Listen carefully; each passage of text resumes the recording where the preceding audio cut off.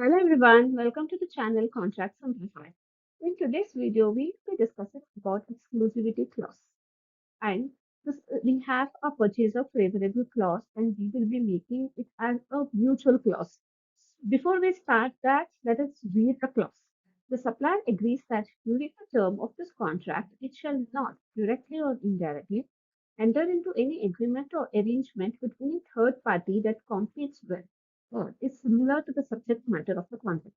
The supplier shall devote sufficient resources, priority to the performance of its obligation under the contract. Breaking this clause, it is understood that the supplier is restricted from entering into any competing or similar arrangement. This applies directly or indirectly and continues for the entire term. And also, the supplier must prioritize this contract and allocate sufficient resources.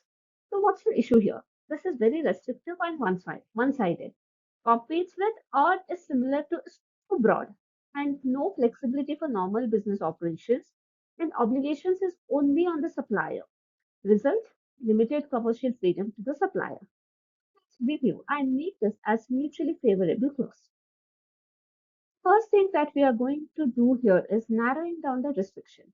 From competes with or is similar to, we'll be rewriting it as materially conflict with or undermines. This is a key improvement and removes vague overlap and focuses only on a real commercial conflict.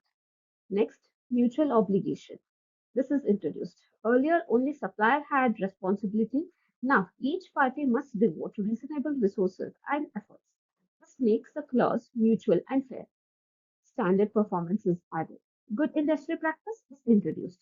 This aligns expectations with market standard and reduce arbitrary interpretation. And as you can see, the second paragraph is entirely straightened and we have replaced it with a new paragraph. So let me read the red line version. The parties. So here it means that it is mutual. Parties agrees that during the term of this contract, they shall not, directly or indirectly, enter into any agreement or arrangement with any third party that competes to, that materially conflict with or undermines the subject matter of this contract.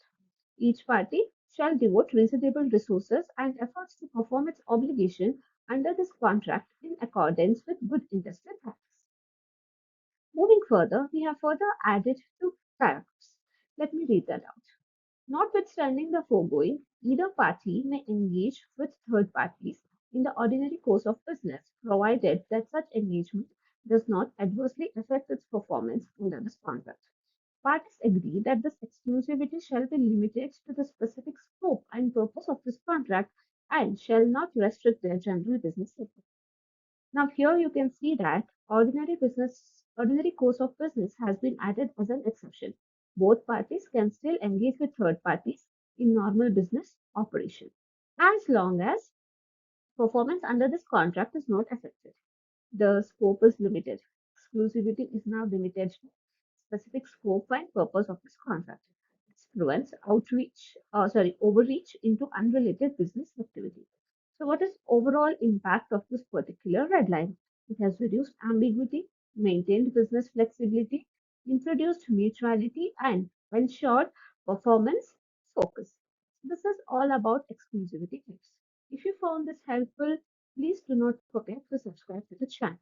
And also, if you want any more or any specific kind of practical redlining example, do drop a comment. I'll keep them coming. Thank you for watching.